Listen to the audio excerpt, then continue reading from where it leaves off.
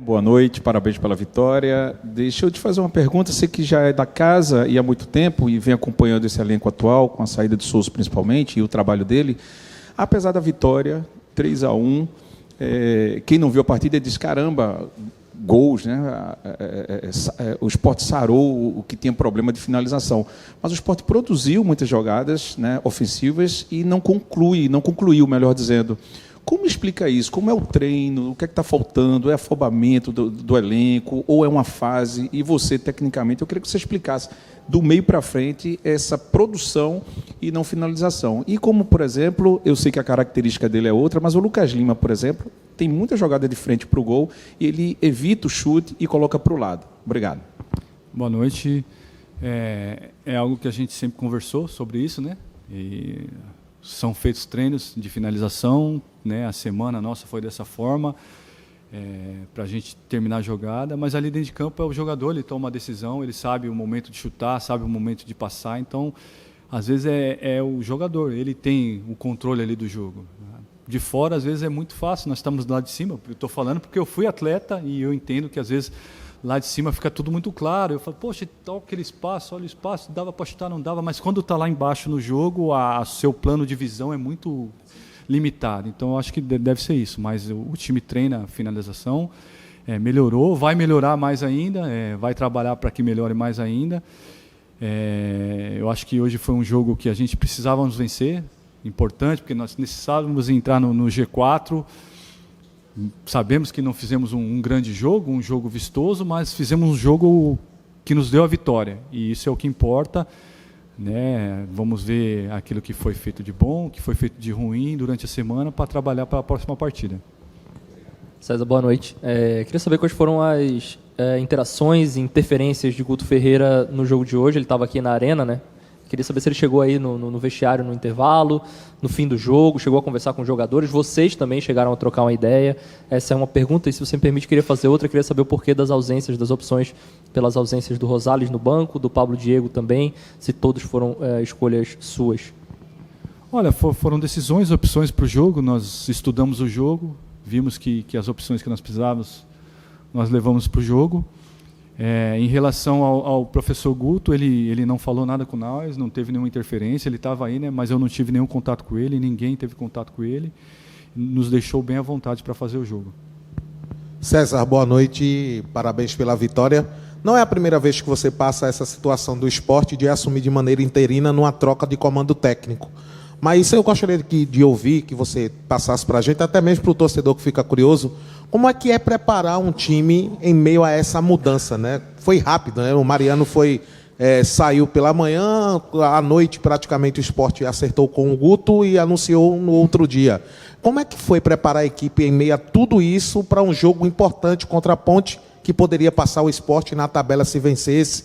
Gostaria que você trouxesse essa experiência para a gente. Olha, preparar o time é difícil você querer fazer qualquer tipo de mudança, você tem que fazer o mínimo possível, ajustar alguns detalhes, né, que precisa. Nós da comissão, o pessoal do staff, a gente estuda o jogo, né, vê o que precisa melhorar e a gente tenta ajustar o mínimo possível, mexer o mínimo possível, até porque nesses momentos de troca, menos é mais, né? Se você tentar fazer algo diferente, acaba complicando o jogo. Às vezes o atleta está habituado a um estilo de jogo durante já 6 meses, você vai querer mudar alguma coisa, então não. A gente sempre procura manter o que vinha sendo feito para que o atleta vá confiante para o jogo, até para não ter nenhum problema. César, boa noite. Você tem experiência como atleta, você tem experiência no dia a dia do treino, como auxiliar da casa, treinou essa equipe para vencer hoje aqui. O que é que você pode passar para o torcedor, conhecendo tão bem como você conhece individualmente o elenco que tem o Sport, o dia a dia, o contato, o treinamento? O que é que você pode passar para o torcedor ficar otimista desse novo ciclo no comando técnico, da chegada do Guto, buscando o seu 5º acesso, mais um acesso com o Sport? O que é que pode casar o elenco atual com o trabalho que você já conhece do Guto Ferreira? Olha, que a torcida seja confiante, a torcida, né, seja otimista. Claro, a torcida está está num momento delicado, até pelos últimos 2 anos nossos, né? E também os últimos jogos, no último jogo, com o jogo praticamente ganha, acabamos tomando um gol. O torcedor é muita emoção, acaba às vezes saindo um pouco da razão. A gente entende, o torcedor, ele faz isso, ele vai, ele xinga, ele, né, fica, quando ganha, ele aplaude. A gente entende isso. E falar para o torcedor é lembrado dos trabalhos do Guto. O Guto é um excelente treinador, um treinador extremamente detalhista, né? E é um cara que conhece a Série B. Aqui em 2019 foi vice-campeão, então é um treinador que merece toda a confiança da torcida. César, boa noite, tudo bem? Aqui no fundo.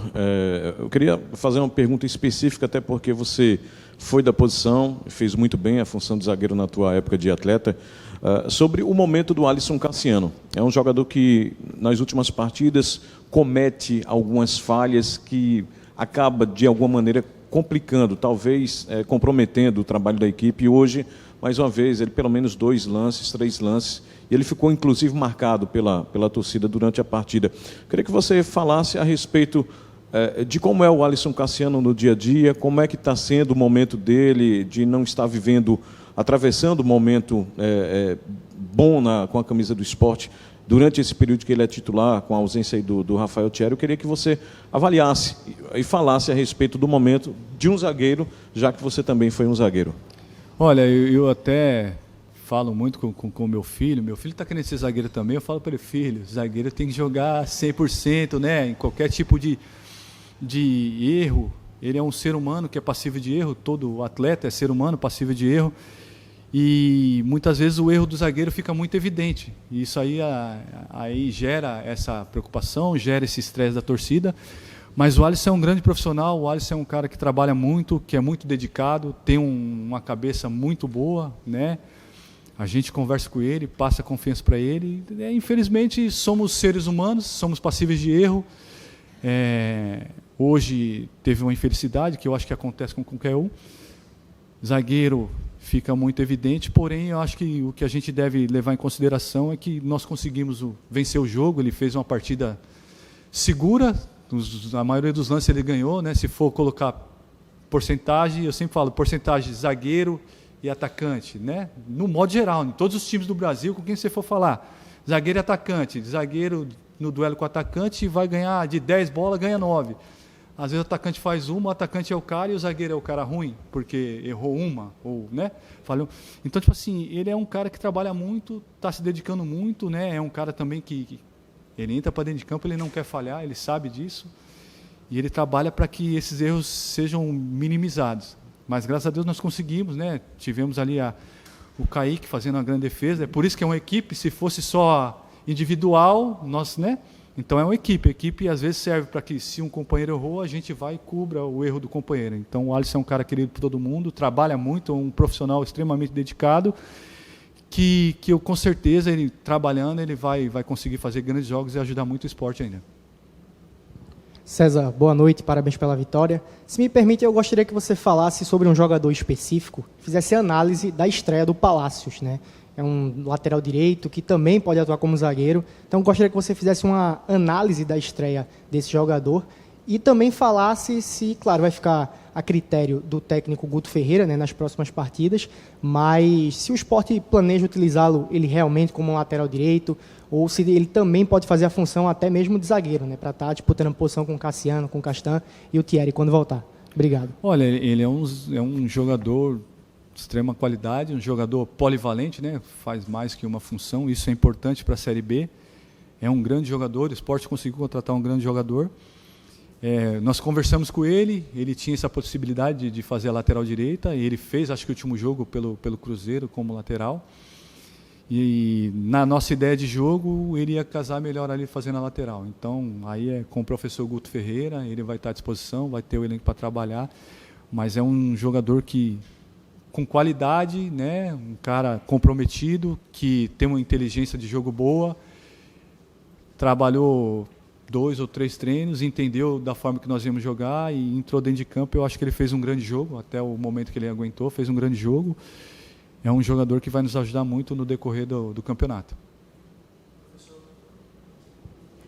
Professor, boa noite, parabéns pela vitória. Eu queria que o senhor explicasse sobre a escolha que o senhor fez hoje para os suplentes, porque o senhor colocou 2 goleiros, o Fabinho entrou como lateral direito, mas o Rosales ele não foi relacionado para a partida. Se existe algum problema, alguma situação com o Rosales, dele não ser relacionado em detrimento de mais um goleiro no banco de reservas? Olha, foi uma opção, nós conversamos sobre essa opção, até porque estava o Palácios, né, como lateral, e a gente resolveu levar um atleta que faz mais que uma função, que é o Fabinho. O Fabinho faz tanto volante como lateral, faz até zagueiro o Fabinho, então a gente resolveu por isso. Em relação ao terceiro goleiro, é um prêmio para que tudo que o Jordan tem feito nos treinamentos durante esse período, que ele não foi relacionado para nenhum jogo, a gente conversando, é um cara querido por todos, tem feito grandes treinos, e foi um prêmio para ele.